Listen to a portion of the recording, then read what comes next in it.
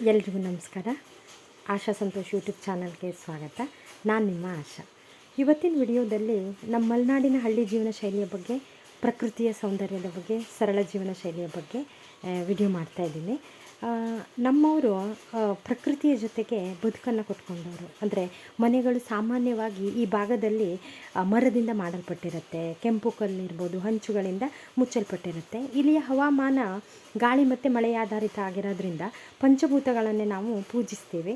ಹಾಗಾದರೆ ಈ ಮಲೆನಾಡಿನ ಹೃದಯ ಭಾಗವಾದ ಸಿದ್ದಾಪುರ, ಸಿರ್ಸಿ, ಸಾಗರಹಳ್ಳಿಗಳ ದೈನಂದಿನ ಜೀವನ ಹೇಗೆ ಶುರುವಾಗುತ್ತೆ ಅಂತ ನೋಡೋಣ. ಹೇಗಾಗುತ್ತೆ ಅಂತಂದರೆ, ಸ್ಟಾರ್ಟಿಂಗಲ್ಲಿ ಎಲ್ಲರೂ ಕೂಡ ಬೆಳಿಗ್ಗೆ ಮನೆಯೆಲ್ಲ ಗುಡಿಸಿ ಸಾರಿಸಿ ರಂಗೋಲಿಯನ್ನು ಹಾಕ್ತೀವಿ. ಅದೇ ರೀತಿ ನಾವು ಒಲೆಗಳಿಗೂ ಕೂಡ ಸಾರಿಸಿ ಅದಕ್ಕೆ ಪೂಜೆಯನ್ನು ಮಾಡ್ತೀವಿ. ಅಂದರೆ ಅಗ್ನಿ ಪೂಜೆ ಅನ್ನೋ ಲೆಕ್ಕದಲ್ಲಿ ಎಲ್ಲರ ಮನೆಯಲ್ಲೂ ಕೂಡ ಈ ಮಳೆಗಾಲದಲ್ಲಿ ಕಟ್ಟಿಗೆಯ ಒಲೆಗಳು ಉರಿತಾನೆ ಇರ್ತವೆ. ನಾವಿಲ್ಲಿ ನೋಡ್ಬೋದು, ನಮ್ಮ ಸುತ್ತಮುತ್ತ ಎಲ್ಲ ಮಲೆನಾಡು ಭಾಗದಲ್ಲಿ ಈ ರೀತಿ ಇದ್ದೇ ಇರುತ್ತೆ. ನಾನು ಕೂಡ ಇವತ್ತು ಒಲೆಗಳನ್ನ ನೀಟಾಗಿ ಸಾರಿಸಿ ರಂಗೋಲಿಯನ್ನು ಹಾಕಿ ನನ್ನ ದಿನವನ್ನು ಸ್ಟಾರ್ಟ್ ಮಾಡ್ತಾಯಿದ್ದೀನಿ. ನಾನು ಮೊದಲೇ ಬೆಳಗ್ಗೆನೇ ಇದಕ್ಕೆ ಒಲೆ ಹಚ್ಚೋ ಕಾರಣ ಏನಂತಂದರೆ, ಕೆಂಡ ಆಗಲಿ ಅಂತ. ಅಂದರೆ ನಾನು ಅಕ್ಕಿ ರೊಟ್ಟಿ ಮಾಡೋಕ್ಕೆ ಇವತ್ತು ಮಾಡೋಣ ಅಂತ ಅಂದ್ಕೊಂಡಿದ್ದೆ. ಈ ಮಲೆನಾಡು ಭಾಗದಲ್ಲಿ ಇದು ಫೇಮಸ್ಸು. ಡೈಲಿ ಕೂಡ ಇದೇ ನಮ್ಮ ತಿಂಡಿ ಆಗಿರುತ್ತೆ. ವಾರದಲ್ಲಿ ಒಂದು ದಿನ ಅಥವಾ 2 ದಿನ ನಾವು ಬೇರೆ ದೋಸೆ ಅಥವಾ ಹಿಂಗೇನಾದರೂ ಮಾಡ್ಕೊಳ್ತೀವಿ. ಎಲ್ಲ ಮನೆಗಳಲ್ಲಿ ಕೂಡ ರೊಟ್ಟಿಯನ್ನು ಡೈಲಿ ಮಾಡ್ತೀವಿ. ಈ ರೊಟ್ಟಿ ಮಾಡೋಕ್ಕಿಷ್ಟೇ ಅನ್ನ ಇರುತ್ತಲ್ಲ, ಅನ್ನವನ್ನು ಇಟ್ಕೊಂಡಿರ್ತೀವಿ. ಅನ್ನಕ್ಕೆ ಸ್ವಲ್ಪ ನೀರನ್ನು ಹಾಕಿ ಒಲೆ ಮೇಲೆ ಇಟ್ಟಿರ್ತೀವಿ, ಸ್ವಲ್ಪ ಉಪ್ಪನ್ನು ಸೇರಿಸಿ.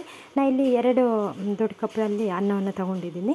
ಈ ಅನ್ನ ಕುದೀತಾ ಇರಬೇಕಾದ್ರೆ ಇದಕ್ಕೆ ಅಕ್ಕಿ ಹಿಟ್ಟನ್ನು ಆಲ್ರೆಡಿ ಮಾಡಿಸ್ಕೊಂಡಿರ್ತೀವಿ. ಅಕ್ಕಿ ಎಲ್ಲ ತೊಳೆದು ಒಣಗಿಸಿ ಅದನ್ನು ಗಿರಣಿಗೆ ಹೋಗಿ ಹಿಟ್ಟನ್ನು ಮಾಡಿಸ್ಕೊಳ್ತಿದ್ವಿ. ಹಿಂದಿನ ಕಾಲದಲ್ಲೆಲ್ಲ ಅದನ್ನು ಕಲ್ಲಲ್ಲಿ ಬೀಸ್ಕೊಳ್ತಾಯಿದ್ರು.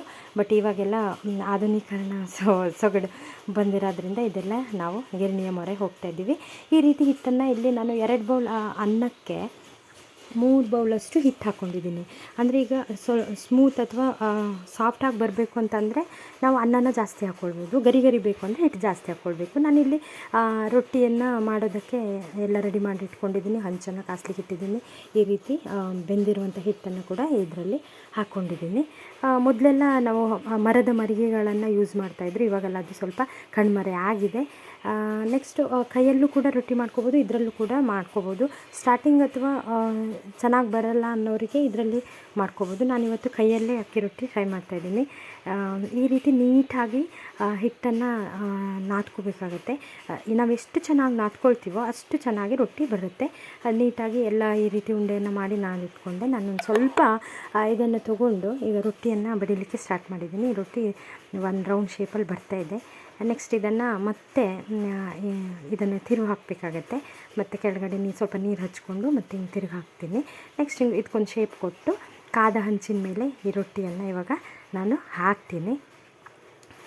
ಹಂಚನ್ನು ಮೊದಲೇ ಇಟ್ಟಿರೋದ್ರಿಂದ ಅದು ಕಾದಿದೆ. ಈಗ ಕಾದ ಹಂಚಿನ ಮೇಲೆ ಹಾಕಿದರೆ ಇದು ನೀಟಾಗಿ ಹೇಳುತ್ತೆ. ಹಂಚು ಕಾಯಲಿಲ್ಲ ಅಂದರೆ ಅದು ಬೇಗ ಎದ್ದೇಳೋದಿಲ್ಲ. ಈಗ ನೋಡಿ, ಇದು ಬೆಂಕಿ ಚೆನ್ನಾಗಿ ಇದ್ದೋದ್ರಿಂದ ರೊಟ್ಟಿ ನೀಟಾಗಿ ಬೆಂದಿದೆ. ಇದು ನಾನು ತಿರುವು ಹಾಕಿದ್ದೀನಿ.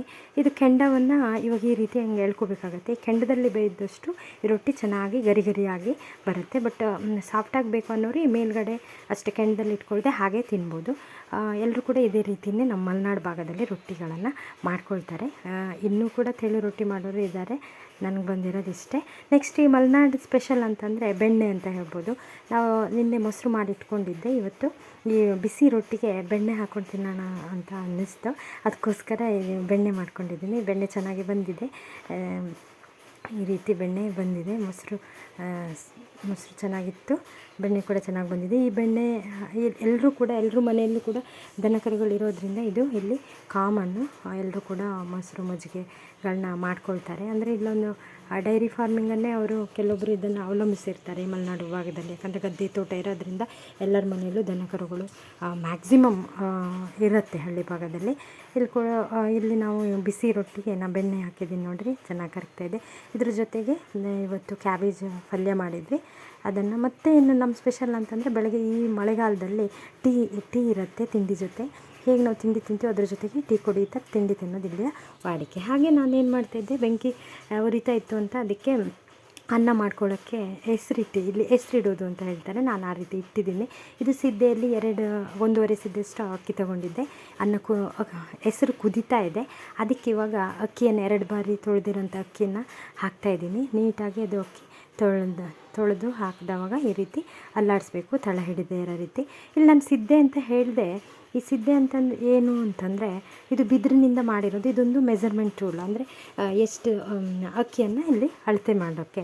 ಇದಕ್ಕೆ ಏನಂತ ಕರಿತೀವಿ ಅಂತಂದರೆ ಚಿಬ್ಲ ಅಂತ ಕರಿತೀವಿ. ಇದು ಕೂಡ ಬಿದಿರಿಂದ ಮಾಡಿರೋದೆ. ಅಂದರೆ ಈ ತಿಳಿಯನ್ನು ಬಸಿಬೇಕಾದ್ರೆ ಕೈಗೆ ತಾಗದೇ ಇರಲಿ ಅಂತ ಇದನ್ನು ಅಡಿಗೆ ಇಟ್ಕೊಂಡು ಅನ್ನವನ್ನು ಈ ರೀತಿ ಬಸಲಾಗುತ್ತೆ. ನಾನು ಕೂಡ ಅನ್ನವನ್ನು ಬಾಗಿಸ್ಕೊಳ್ತಾ ಇದ್ದೀನಿ. ಫಸ್ಟು ತಿಳಿನೆಲ್ಲ ತಕ್ಕೊಳ್ಬೇಕು, ಬಿಸಿ ಇರುತ್ತೆ. ನೆಕ್ಸ್ಟು ನೀಟಾಗಿ ತಿಳಿ ಎಲ್ಲ ತೆಗೆದು ಆದಮೇಲೆ ನೀಟಾಗಿ ಇದನ್ನು ಬಸ್ಕೋಬೇಕಾಗತ್ತೆ. ನಾನಿಲ್ಲಿ ಸಿದ್ದೆ ಹೇಳಿದೆ ಅಲ್ಲ, ಅದು ಕೂಡ ಬಿದ್ರಿಂದ ಮಾಡೋದು. ಅದು ನಾವು ಅಕ್ಕಿ ಗಡಿಗೆ ಅಂತ ಕರಿತೀವಲ್ಲ, ಅದರಲ್ಲೇ ಇಟ್ಟಿರ್ತೀವಿ. ಯಾಕಂದರೆ ಅಕ್ಕಿ ಅಂದರೆ ಅನ್ನಪೂರ್ಣೇಶ್ವರಿ, ಈ ಸಿದ್ದೆ ಬಿದ್ರಲ್ಲಿ ಅಂತಂದರೆ ಶಿವನ ಒಂದು ಪ್ರತಿರೂಪ ಅಂತ ಹೇಳ್ತಾರೆ. ಅಜ್ಜಿ ಎಲ್ಲ ಹೇಳ್ತಾಯಿದ್ರು. ಅಂದರೆ ಶ್ರಾವಣ ಮಾಸದಲ್ಲಿ ಶನಿಯ ವಕ್ರದೃಷ್ಟಿ ಶಿವನ ಮೇಲೆ ಬಿದ್ದಾಗ ಶಿವ ಬಿದ್ರಲ್ಲಿ ಅಟ್ಕೊಂಡಿರ್ತಾನಂತೆ. ಅದಕ್ಕೋಸ್ಕರ ಶಿವ ಪಾರ್ವತಿ ಒಟ್ಟಿಗೆ ಇರಲಿ ಅನ್ನೋದು ನಮ್ಮ ಹಳೆಯವರ ನಂಬಿಕೆ ಇತ್ತು. ಈ ರೀತಿ ಅನ್ನ ರೆಡಿ ಆಗಿದೆ. ಅನ್ನ ರೆಡಿ ಆಯಿತು. ಹಾಗೆ ಇಲ್ಲಿ ಕೆಂಡ ಚೆನ್ನಾಗಿತ್ತು, ಅದಕ್ಕೋಸ್ಕರ ನಾವು ಗೇರು ಬೀಜವನ್ನು ಬೇಯಿಸ್ಕೊಳ್ತಾ ಇದ್ದೀನಿ. ಈ ರೀತಿ ಸುಡ್ತಾ ಇದ್ದೀನಿ. ಗೊತ್ತಿದೆ, ಬೇಸಿಗೆಯಲ್ಲಿ ಎಲ್ಲರೂ ಕೂಡ ಗೇರು ಬೀಜವನ್ನು ಬಿಸಿಲಲ್ಲಿ ಒಣಗಿಸಿ ಹಾಕಿ ಇಟ್ಕೊಳ್ತಾರೆ.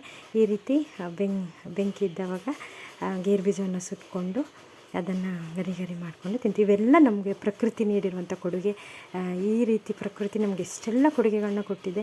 ನಾವು ಆ ಪ್ರಕೃತಿಗೆ ಎಷ್ಟು ಧನ್ಯವಾದ ಹೇಳಿದ್ರೂ ಕೂಡ ಸಾಲೋದಿಲ್ಲ. ನಿಜವಾಗ್ಲೂ ಹೇಳಬೇಕಂದ್ರೆ ನಾವೆಲ್ಲರೂ ಕೂಡ ಪುಣ್ಯವಂತರು ಅಂತ ಹೇಳ್ತಾ ನನ್ನ ವಿಡಿಯೋನ ಇಲ್ಲಿಗೆ ನಿಲ್ಲಿಸ್ತಾ ಇದ್ದೀನಿ. ಧನ್ಯವಾದಗಳು. ವಿಡಿಯೋ ಇಷ್ಟ ಆದರೆ ಲೈಕ್ ಮಾಡಿ, ಶೇರ್ ಮಾಡಿ. Thank you.